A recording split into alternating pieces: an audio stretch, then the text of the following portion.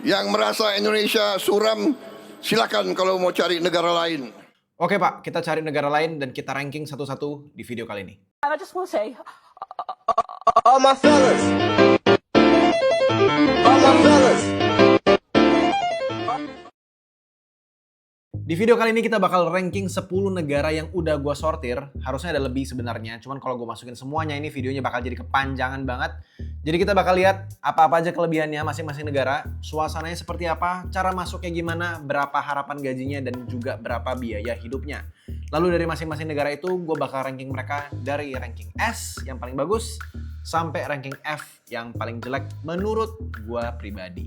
Oke guys, buat yang baru pertama kali mampir, kenalin nama gue Josh Gultom. Di channel ini gue banyak bahas tentang konspirasi, finance, teknologi kayak misalnya AI dan juga crypto. Kalau kalian suka, subscribe biar gak ketinggalan video berikutnya. Dan kalau kalian mau join membership ini, kalian bisa dapetin video lebih cepat plus konten eksklusif. Dan jangan lupa guys, tinggalin komentar karena gue baca komen kalian dan sering gue jadiin inspirasi untuk jadi bahan video ke depannya. Oke guys, kita langsung aja mulai video kali ini. Langsung ke negara yang paling pertama.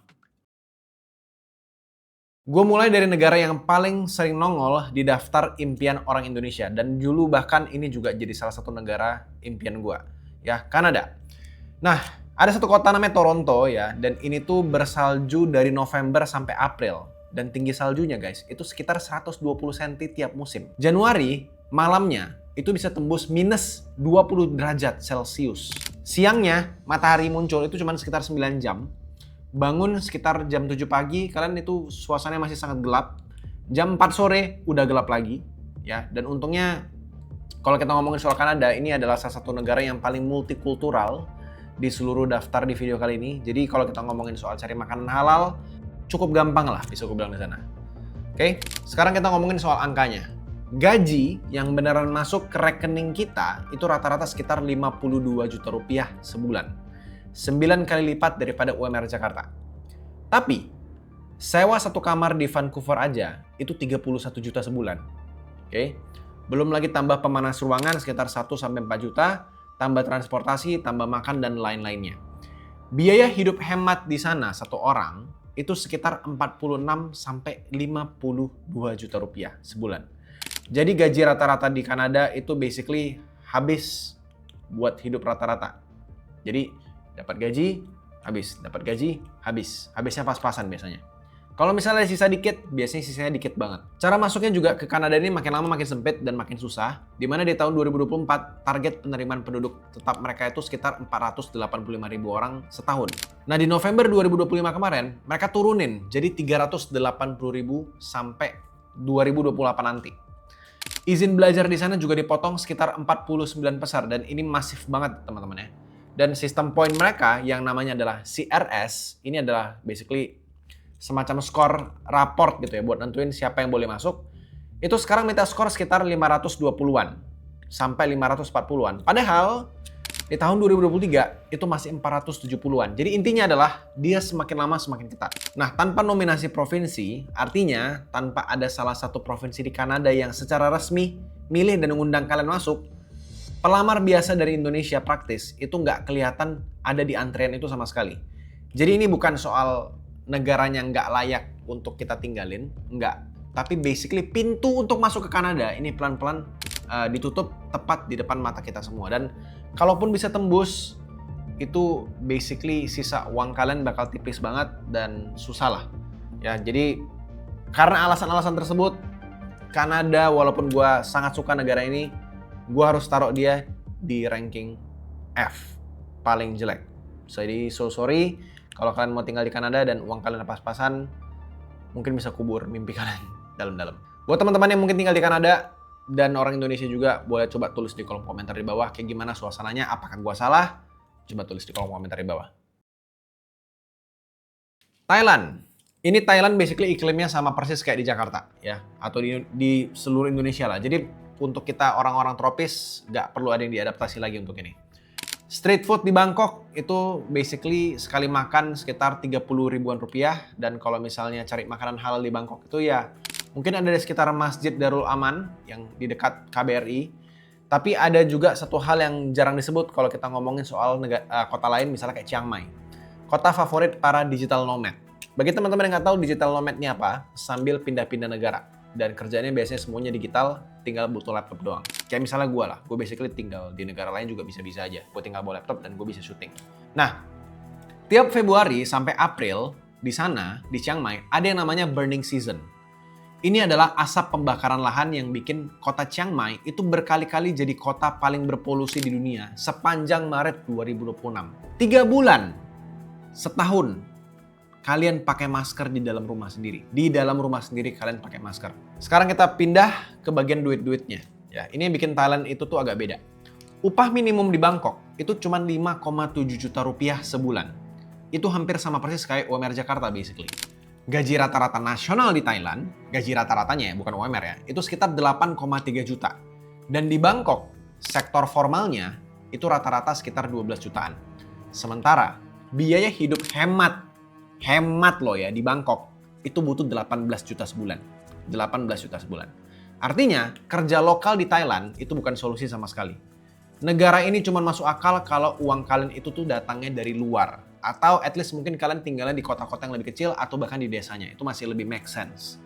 Dan itu persis yang mereka tawarin. Visa DTV atau singkatan dari Destination Thailand Visa itu berlaku 5 tahun. Kalian sekali masuk dapat 180 hari. Bisa diperpanjang sekali lagi 180 hari. Syaratnya adalah 275 juta rupiah ngendap selama 3 bulan di Thailand. Ini jalur masuk paling gampang di seluruh video ini basically. Gue juga kaget pas gue riset. Kalian cuma butuh 275 juta rupiah untuk ngendap selama 3 bulan. Mungkin bagi banyak orang ini sulit, tapi untuk orang yang beneran mau pindah dan ada duitnya ini luar biasa gampang. Gue jujur kaget. Masalahnya, gampang untuk masuk bukan berarti gampang untuk tinggal. DTV atau DTV tadi itu nggak kasih izin kerja. Ngelarang kalian kerja buat klien orang Thailand dan nggak ngasih jalur ke tempat tinggal permanen. Malah, kalau kalian tinggal lebih dari 180 hari setahun, kalian otomatis jadi wajib pajak di sana. 5 tahun berlalu pun, status kalian tetap dianggap sebagai tamu. Dan karena alasan itu, kita nggak bisa tinggal as warga negara asli. Ya, kalian cuma bisa jadi tamu doang. Dan kondisi keuangannya juga di sana yang nggak reda-reda nggak make sense. Basically, ini adalah orang-orang yang kerja remote. Gue masukin Thailand ke ranking tier E. Mungkin ada teman-teman kita di Thailand, boleh tulis di kolom komentar di bawah. Korea Selatan, ini adalah negara dengan jam kerja terpanjang ke-6 di seluruh OECD. Ini adalah organisasi negara-negara maju dunia. Ya. Rata-rata 1.833 jam setahun. Itu luar biasa panjang ya. Mereka bahkan punya istilah sendiri buat mati kelelahan kerja guys. Namanya adalah guarosa. Buat urusan makan, di sini sebenarnya buat non-muslim aman-aman aja, tapi buat yang muslim, ini tuh bakal susah karena babi ada di hampir setiap masakan Korea. Dan zona amannya itu cuman di Itaewon. Ini adalah kawasan internasional di Seoul yang ada masjid pusat Seoul-nya. Jadi mungkin makanan halal di sana masih lebih gampang. Sekarang kita ngomongin angkanya dan ini yang bikin orang cukup tergoda sebenarnya. Upah minimum Korea 2026 kalau kita hitung sebulan penuh ya itu ketemu di angka 28 juta rupiah. Itu 5 kali daripada UMR Jakarta dan itu baru upah minimum loh. Belum lemburnya, belum kalau kalian dapat bonus dan segala macamnya.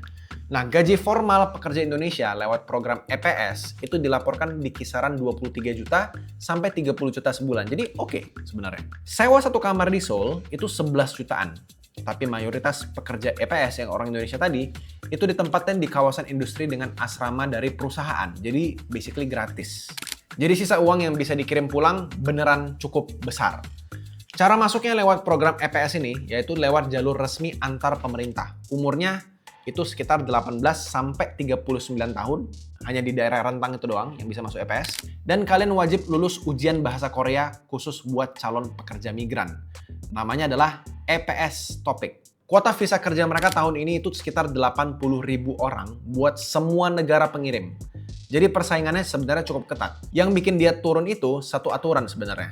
Sejak September 2023, pemegang visa kerja E9, yaitu visa yang dipegang pekerja EPS tadi basically, itu cuma boleh pindah kerja di wilayah dan industri yang sama kayak kontrak di awal. Kedengarannya agak teknis ya, tapi ini sebenarnya efeknya cukup brutal guys. Dapat perusahaan yang perlakuannya buruk, pilihan kalian tinggal sedikit. Dan angka kematian kecelakaan pekerja migran di sana itu 1,7 kali lipat pekerja lokal. Gue bisa bilang di Korea itu bagus, tapi kerjanya kalau kalian dapat yang jelek ya bisa, gue rasa agak stressful di sana sih. Mungkin ini bagus banget kalau kalian bisa dapat kerjaan bagus, cuman untuk rata-rata orang Indonesia, gue harus kasih Korea itu ada di level tier D. Jadi sorry banget buat para K-popers, kalian mau liburan, mungkin Korea Selatan masih oke, tapi buat tinggal, gue pribadi pun sebenarnya gue nggak gitu suka sama orang-orang Korea. Agak-agak rasis juga sebenarnya ke orang-orang Indonesia. Oke, ini mungkin jadi negara yang jadi favorit banyak banget orang ya. Ini hampir semua orang, dan sampai sekarang juga masih ke salah satu list gue untuk misalnya kalau gue mau pindah, Jepang ada di top 3-nya ya. Buat muslim di sini, Tokyo udah lumayan banyak. Ada 300-an restoran halal dan sekitar 150 masjid se-satu Jepang. Termasuk Masjid Indonesia di Meguro, salah satu distrik di Tokyo. Tapi urusan hariannya, ini sebenarnya di sini cukup rumit. Kalau kalian mau makan onigiri itu misalnya, onigiri di konbini, ya ini basically adalah minimarket khas Jepang kayak 7-Eleven, tapi versinya di sana. Itu rata-rata pakai mirin. Jadi ini kayak semacam arak manis buat masak atau kaldu ikan. Jadi ini ada alkoholnya. Ya, mirin ada alkoholnya basically. Jadi kalau kalian mau menghindari babi, tapi kalian juga harus menghindarin mirin ini. Dan kalian juga harus belajar soal memilah aturan sampah. Jadi kalau kalian tahu ada sampah plastik, sampah organik segala macam, itu semuanya dilakukan di rumah. Dan di satu kota, ya ada namanya Kamikatsu, itu sampahnya bahkan dipilah nggak cuma jadi organik dan non organik guys. Sampahnya dipilah jadi 45 jenis. 45 jenis. Ada kertas, ada plastik ini, plastik itu, segala macam. Itu semua harus dipisah. Dan itu wajib. Dan kalau kita geser ke bagian duit-duitnya nih ya, ini sebenarnya cukup ada jebakan di sini. Gaji pemegang visa Tokutei Gino, ini adalah program visa kerja Jepang buat tenaga terampil, itu 24 sampai 28 juta rupiah kotor. Ya, sekitar 5 kali lipat UMR Jakarta lah. Tapi pajak sama asuransinya itu motong 15 sampai 20%. Jadi masuk ke rekening itu sekitar 20 sampai 23 juta. Biaya hidup hemat di Tokyo, kita ngomongin Tokyo ya, ini kota yang paling besarnya di sana lah. Itu sekitar 20 juta juga. Dan buat nyewa apartemen, ada yang namanya key money. Ini adalah semacam uang terima kasih kepada pemilik apartemennya. Ini adalah sebuah tradisi menurut gua agak tolol, cuman ya ini exist. Ini biayanya 1 sampai 2 bulan sewa, yang duitnya hangus gitu aja. Nggak balik, nggak ada deposit, nggak ada apa-apa. Terus kalian harus bayar juga fee agen. Totalnya 4 sampai 6 bulan sewa harus kalian bayar di depan. Cara masuknya sendiri menurut gue bagus, gue akuin. Tokutei Gino yang tadi gue bilang, itu nggak minta ijazah S1 sama sekali. Jadi kalian yang nggak kuliah bahkan bisa masuk juga. Kabinet Jepang itu ngeset target sampai 820.000 pekerja sampai 2028. Dan 21% pemegang visa ini adalah orang Indonesia. 21%. Kita cukup banyak di sana guys. Ini mungkin gua rasa gara-gara rakyat Jepang itu tuh pada menurun populasinya dan banyak banget orang-orang di sana tuh yang nggak kawin, nggak bikin anak. Jadi ya banyak imigran masuk lah. Mereka butuh imigran basically. Kalian juga bisa daftar mandiri lewat yang namanya IPCOL. Ini adalah portal pendaftaran kerja ke Jepang yang dikelola sama pemerintah Indonesia langsung. Tanpa bayar sepeser apapun. Makanya banyak banget orang Indonesia masuk ke sana. Tapi kuotanya ini bisa habis ya. Sektor restoran ini udah di stop nerima pengajuan baru sejak April 2026. Jadi banyak banget orang-orang Indonesia yang masuk ke sektor ini. Survei Kementerian Kehakiman Jepang ini juga nemu sekitar 39,3% orang asing itu pernah ditolak untuk menyewa apartemen atau rumah di sana. Cuman karena mereka tuh bukan orang Jepang asli. Jadi orang-orang Jepang ini sebenarnya cukup agak rasis sama orang-orang asing. Mungkin sama orang-orang yang terutama nggak bisa ngomong bahasa Jepang kali ya. Dan mereka punya istilah namanya karoshi atau mati karena kerja berlebih. Dengan 883 kasus gangguan mental di 2024, itu adalah rekor tertinggi mereka. Jadi kerja di sini sebenarnya juga cukup keras ya, cukup kayak Korea Selatan lah bisa gue bilang. Pintunya sebenarnya cukup lebar ya, hariannya yang agak mahal. Jadi Jepang walaupun cukup mudah masuk, tapi gue tahu kalian bakal marah kalau gue kasih tier ini. Gue pengen kasih C sebenarnya, tapi gue tau gue bakal kena marah banyak. Jadi gue ganti aja. Gue bikin jadi B. Australia. Ini adalah satu negara yang karena dia di selatan ya. Jadi musimnya tuh kebalik. Desember di sana tuh musim panas. Ya, kalau kita tahu Desember tuh adalah banyak salju, ya, ho Santa Claus segala macam. Nggak, di sana tuh musim panas. Dan kalau kalian masuk lewat jalur working holiday visa, hidup kalian tuh bukan di Sydney atau di Melbourne, tapi di wilayah pertanian yang jauh dari mana-mana. Gue pernah ke Melbourne, gue pernah ke Sydney. Dan kalau kalian mau cari work holiday visa di sana, kalian bakal tinggal di kampung. Di sana nggak ada apa-apa guys, sumpah beneran. Kalian kalau mau ke mall tuh naik mobil cukup jauh. Realitanya nanti kalau kalian kerja di sana, kalian akan nginep di working hostel yang harganya itu 2-3 juta rupiah seminggu. Terus kerjaan kalian adalah metik stroberi sambil membungkuk 8 jam. Ya ini teman-teman gue juga bahkan ada yang kerja di sana persis seperti yang gue bilang ini. Survei dari Scanlon Foundation, ini adalah lembaga riset sosial Australia, itu juga nemu sekitar 40% warga kelahiran Asia di sana itu pernah ngalamin yang namanya diskriminasi. Mereka juga cukup rasis guys sama orang Asia. Ya, gue pernah dengar di Melbourne itu tuh ada orang Asia random bahkan ditusuk. Ya gue bukan nakut-nakutin sih, gue cuma ngasih tau aja kasusnya exist. Ya nggak semuanya, cuman exist. Cuman kenapa banyak orang mau ke sana? Kita ngomongin soal angkanya. Mulai Juli 2026, upah minimum Australia itu sekitar Rp334.000 per jam. Mereka bayarannya itu per jam dan gajinya itu per 2 minggu. Mereka bilangnya per fortnight. Agak aneh sistemnya, cuman ya that's how they works. Buat pekerja kasual itu dapat tambahan sekitar 25%, jadi angkanya jadi Rp418.000 per jam per kurs hari ini ya, bulan Agustus 2026. 1 jam kerja di ladang Australia itu basically sama aja dengan setara upah sehari penuh di banyak daerah di Indonesia. Dan seminggu penuh itu kalian akan ketemu 12,7 juta rupiah. Di wilayah tempat kalian kerja, kalau misalnya kalian benar-benar di tempat farming tadi itu ya, biasanya juga akomodasi-akomodasi itu juga wilayahnya nggak jauh beda sama tempat kalian tinggal. Jadi biaya hidup bisa gue bilang ya jauh lebih kecil lah. Cara masuknya untuk bekerja seperti itu adalah lewat Working Holiday Visa Subclass 462. Umurnya yang diterima adalah umur 18-30. Jadi kalau kalian udah mau 30 tahun, mendingan buruan kalau kalian mau pindah ke sini. Syaratnya adalah at least kalian diploma ya atau minimal 2 tahun kuliah. Bisa bahasa Inggris ya, setara IELTS 4,5 skornya dan punya dana 63 juta rupiah di dalam rekening kalian. Dan ini bukan 1 bulan, ya harus ngendap beberapa bulan lah. Biaya visanya juga barusan aja naik jadi 10,6 juta mulai Juli 2026. Tapi yang bikin macetnya itu bukan itu sebenarnya. Yang bikin macet itu tuh adalah surat dukungan dari pemerintah Indonesia, yaitu disingkat SDUWHV. Kuotanya itu terbatas dan habisnya itu cepat banget guys. Kalian bisa lolos semua syarat Australia, itu menurut gua banyak orang bisa. Tapi kalian bakal tetap gagal berangkat gara-gara kalah cepat di portal di negeri sendiri basically. Ditambah, visa yang kalian dapetin itu tuh adalah bukan jalur langsung ke tinggal permanen di sana. Jadi walaupun bermimpi untuk tinggal di Australia itu cukup asik dan cukup menyenangkan, menurut gue ini tuh caranya tuh cukup sempit dan sangat-sangat spesifik di bagian industri yang itu, farming. Kayak kalau kalian bisa dapetin pekerjaan-pekerjaan yang lain ya lebih bagus lagi. Cuman ini basically adalah tempat yang paling open lapangan pekerjaannya. Tentu aja ada juga jalur student, tapi nggak semua orang bisa bayar semahal itu. Jadi karena alasan-alasan tersebut dan tidak terlalu mudah juga, Australia harus gue tempatin di ranking C. Cukup susah guys di sana. Even though kalian dapat kerjaan, harus ada sponsor lagi segala macam. Ya mungkin dari semua negara di list ini, Australia yang paling dekat ke gue dan karena gue pernah ke sana berkali-kali.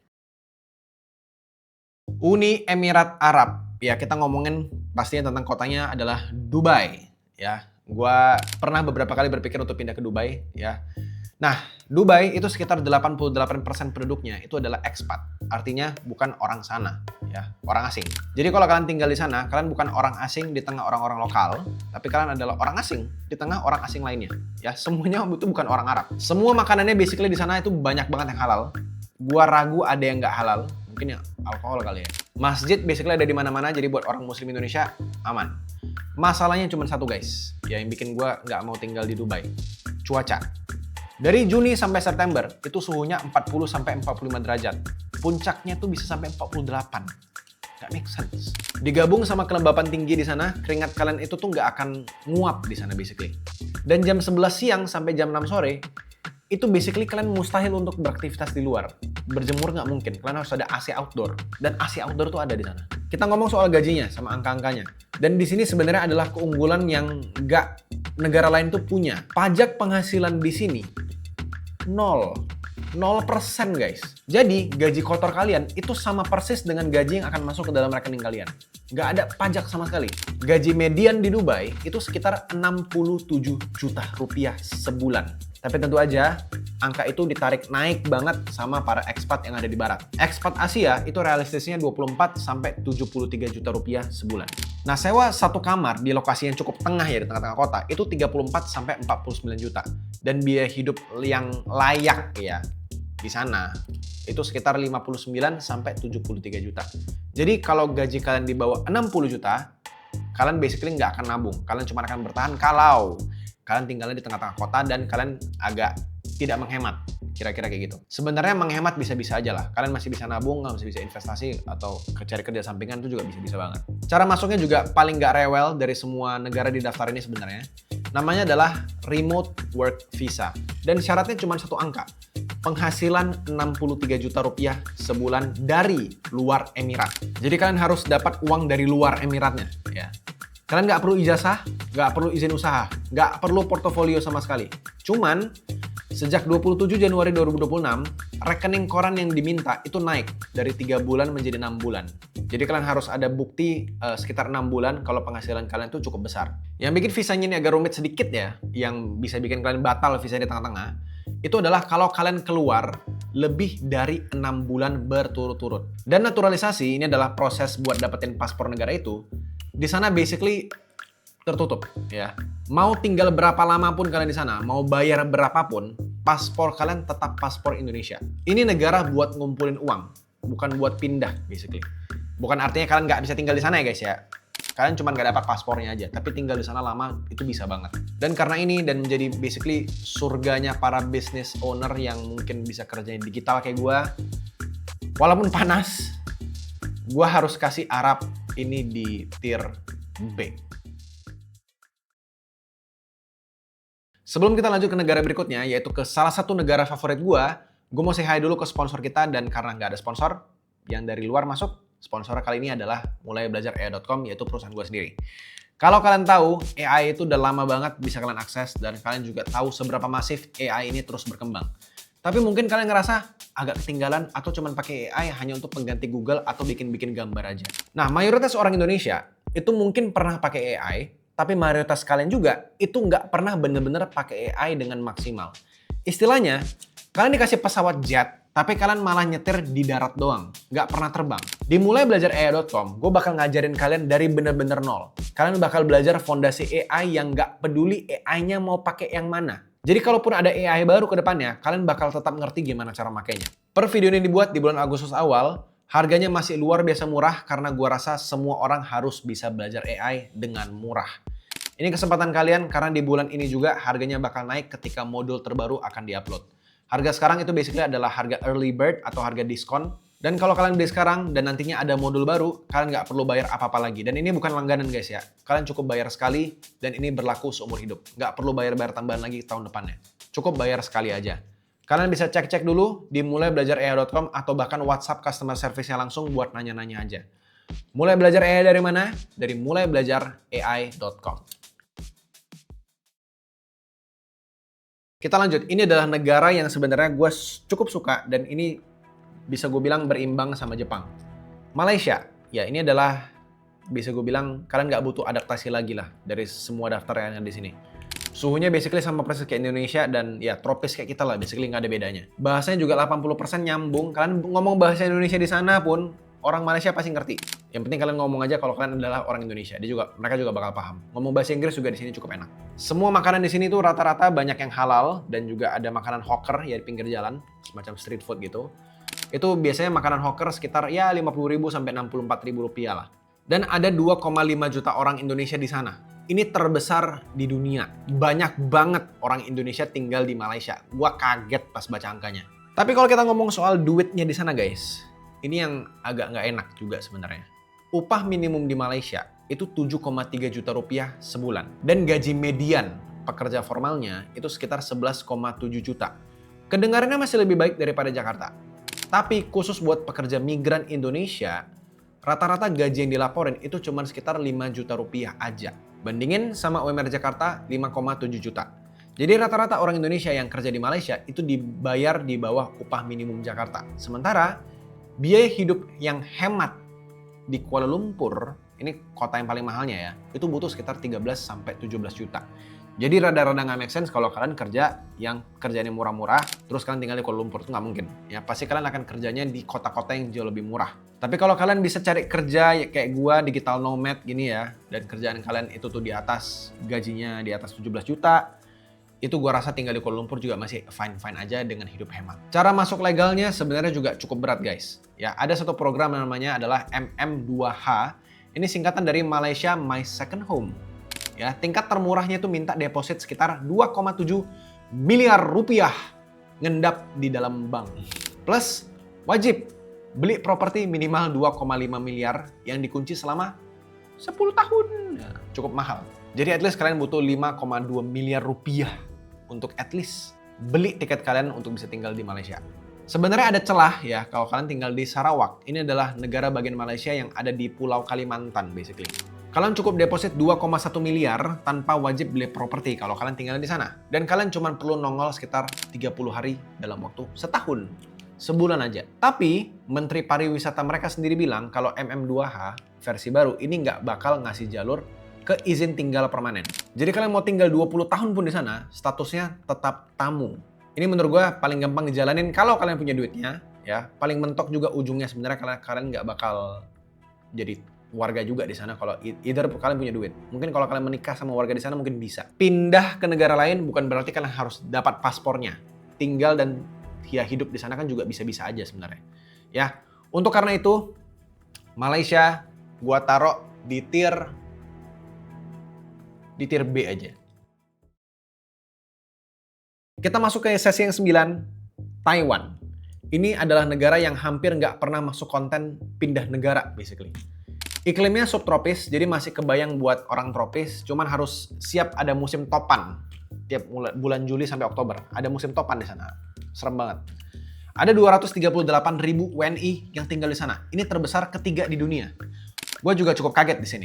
Banyak banget orang Indonesia tinggal di Taiwan. Sisi jujurnya, makanan agak susah untuk cari makanan halal karena babi ada hampir di mana-mana. Dan kalau kita ngomongin soal pekerjaan, sektor ikan di sana punya catatan gelap di mana ada kapal Yofu di tahun 2023, ada 10 ABK, ya anak buah kapal asal Indonesia itu nggak digaji 15 bulan dan dipaksa makan umpan ikan di sana. Agak psikopat juga sebenarnya. Cuman itu mungkin hanya beberapa oknum aja ya teman-teman ya. Nggak semuanya kayak gitu. Sekarang kita ngomong soal angkanya. Ini yang bikin Taiwan jadi cukup menarik. Mulai 1 Januari 2026, upah minimum Taiwan tuh naik jadi 16,5 juta rupiah sebulan.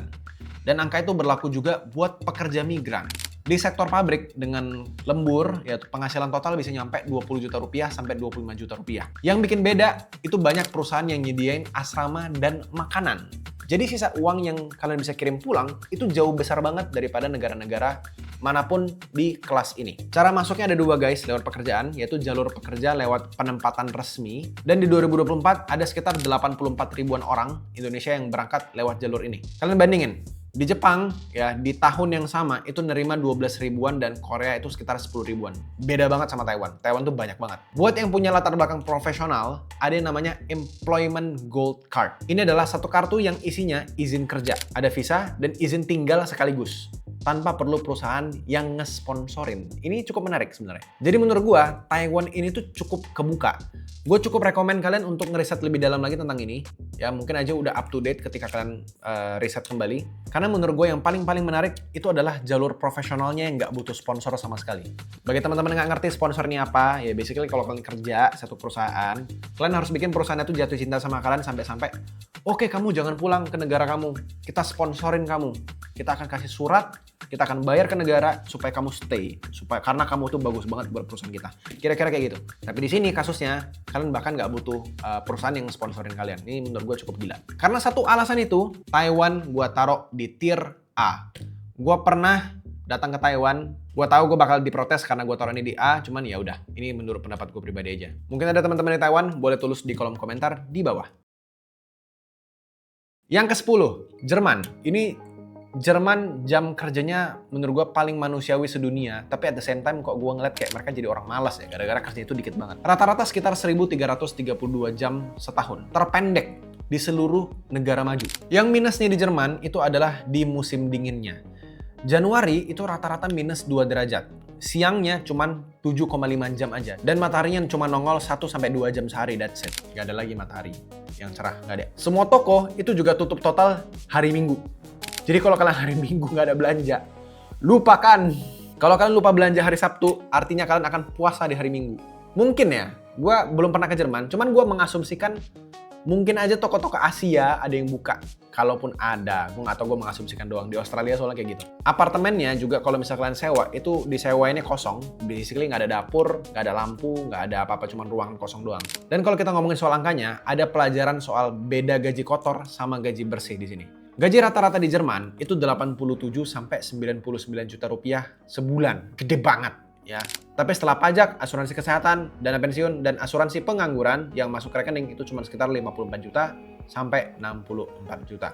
Tapi ingat, kalian punya asuransi di sini. Potongannya sekitar 40%. Sewa satu kamar di Berlin, ya ini adalah kota gede juga, itu sekitar 25 juta rupiah. Di Munich, itu bisa sampai 43 juta rupiah. Sisanya kota-kota lain, menurut gue masih sehat-sehat aja, nggak setinggi itu, tapi jauh dari angka kotor tadi ya. Cara masuk ke sini, menurut gue cukup open, cukup kebuka. Namanya adalah Chancenkarte. Gue nggak tahu nih, gue ngomongnya benar atau tidak, kayaknya salah. Tapi intinya adalah, ini artinya ya, itu adalah kartu kesempatan dalam bahasa Jerman. Dan ini satu-satunya negara maju di daftar video kita kali ini yang ngebolehin kalian masuk tanpa punya tawaran kerja sama sekali. Ini mind blowing menurut gue. Kalian dikasih 12 bulan buat nyari kerja di dalam situ. Boleh sambil kerja paruh waktu 20 jam seminggu. Dan tingkat penerimaan kerja itu sekitar 83%. Cukup tinggi guys. Ongkosnya, kalian wajib punya rekening yang terblokir. Namanya adalah Sperkonto. Isinya harus ada 272 juta rupiah dan cuman bisa diambil sebulan sekali. Kalau kalian dapat kerja, kalian bakal naik ke yang namanya Blue Card. Ini adalah semacam izin kerja premium buat tenaga ahli di Eropa. Dengan ambang gaji 88 juta rupiah sebulan. Dan hadiah akhirnya adalah naturalisasi. Artinya, kalian beneran dapat paspor Jerman. Sekarang bisa dicapai hanya dalam waktu kerja 5 tahun. Ini menurut gue cukup singkat. 5 tahun itu cukup singkat guys. Menurut gue ya, pribadi ya, dapat paspor itu menurut gue cukup singkat. Pintu masuknya menurut gue paling kebuka dari semua video ini. Ya, ongkos adaptasinya yang agak mahal menurut gue. Dan karena itu, Jerman gue kasih ke tier A. Negara yang terakhir adalah negara Belanda. Dan buat orang Indonesia, ya ini menurut gue tempatnya cukup menarik buat kalian. Karena masakan-masakan di sana, masakan-masakan kita ya, orang Indonesia, itu bukan masakan aneh di sana. Gue pernah datang ke Belanda guys, masakan Indonesia tuh banyak di sana, banyak banget. Ada satu yang namanya Rijsttafel, gue nggak tahu nama bacanya kayak gimana, tapi ini basically adalah tradisi makan ala Belanda yang isinya itu adalah belasan hidangan Indonesia yang ditaruh sekaligus di dalam satu meja. Dan masakan Indonesia resmi masuk warisan budaya Takbenda UNESCO di Belanda. Jadi makanan Indonesia di sana banyak banget. Gue bahkan pernah datang ke satu supermarket, mereka jual frozen makanan beku buatan Belanda, pisang goreng ada di sana. Nasi goreng sama rendang ini basically jadi masakan rumah tangga di sana ya. Toko Asia itu ada sampai ke kota kecil, dan di Den Haag, ibu kota pemerintah Belanda, itu basically adalah kampungnya orang Indonesia basically. Mayoritas orang juga ngomong Inggris di sana, jadi kalian nggak perlu harus bisa belajar bahasa Belanda. Jadi kalian nggak harus belajar bahasa di sana, kayak misalnya Jepang kan, kalau kalian nggak bisa belajar Jepang ya mati juga di sana. Sekarang kita ngomong soal angkanya, dan ini lebih baik lagi daripada Jerman. Gaji median di Belanda itu 75 juta rupiah sebulan kotor. Dan yang masuk ke dalam rekening buat pekerja biasa itu sekitar 68 juta rupiah. Upah minimumnya juga salah satu tertinggi di Eropa. Sekitar 305 ribu rupiah per jam. Sewa satu kamar di Amsterdam, ini kota salah satu paling gede di sana, itu adalah 35 juta rupiah. Dan ada satu fasilitas yang jarang dibahas juga. Migran yang memenuhi syarat bisa dapat aturan 30%. Di mana 30% dari gaji kalian itu nggak kena pajak sama sekali. Jadi yang masuk ke dalam rekening kalian itu bisa lebih gede daripada orang lokal dengan gaji yang sama persis. Jadi buat imigran, ini malah jadi untung. Cara masuk normalnya agak berat, di mana ini ada nama jalurnya adalah jalur Kennis Migrant. Ini adalah visa kerja buat pekerja berpengetahuan tinggi. Jadi bukan pekerja-pekerja buruh ya. di mana gajinya itu sekitar 90 juta rupiah sebulan buat yang di bawah umur 30 tahun. Tapi ada celah yang namanya adalah Zoekjar. Gue nggak tahu cara baca benar atau nggak ya, maafkan saya, sepupu saya di Belanda, saya nggak bisa baca Belanda. Dimana ini artinya adalah tahun pencarian. Ini adalah semacam visa 1 tahun buat nyari kerja di Belanda. Ambang gajinya turun tapi, jadi sekitar 65 juta rupiah. Dan bisa diklaim dalam 3 tahun setelah kalian lulus. Yang paling banyak dilewatin orang adalah Zoekjar ini, itu berlaku juga buat lulusan kampus 200 besar dunia di luar Belanda. Jadi kalau kalian lulus di list ini, kalian bisa dapat visa ini juga. Jadi kalian nggak wajib kuliah di dalam Belandanya. Sisi jujurnya adalah di musim dinginnya guys. Ya, bayar gas di musim dingin itu bisa 4 juta sebulan dan langit abu-abu yang nggak ada matahari sama sekali, itu bisa berminggu-minggu nggak berhenti. Tapi kalau kita ngomong soal gajinya, ini menurut gue masuk akal ya. Masuk ke rekeningnya juga paling bersahabat, jalur paspornya juga jelas-jelas aja sebenarnya, dan makanannya udah kita kenal sama orang Indonesia sekitar 300 tahun yang lalu. Dan gue juga pernah pergi ke Belanda, gue punya sepupu di sana, sepupu gue juga akhirnya jadi orang tinggal di sana. Jadi untuk Belanda ini gue kasih level, aduh, gue mau ngasih A tapi nanggung, ngasih S juga nanggung. Ini tetap akan gue kasih di A. Tapi kalau gue boleh rombak lagi guys ya, berpikir ulang, Jerman sama Belanda kayaknya akan gue taruh dua-duanya di S. Jadi untuk video kali ini pemenangnya adalah Jerman dan Belanda. Bagi teman-teman yang mungkin nggak setuju, boleh tulis di kolom komentar di bawah apakah gue ada salah-salah atau kayak gimana. Coba ceritain kayak gimana pengalaman kalian tinggal di negara-negara ini, biar teman-teman yang lain juga tahu. Oke guys, cukup panjang videonya ya. Jadi buat kalian yang teman-teman pengen nonton video gue yang lainnya, kalian juga bisa nonton video di kiri kanan ini. Dan kalau kalian mau belajar AI, ya dari gue langsung, kalian bisa cek di mulaibelajarai.com. Per Agustus ini harganya akan naik. Kalau kalian nonton video ini di awal-awal rilis, please do check that website out. Sampai jumpa di video berikutnya. Bye-bye.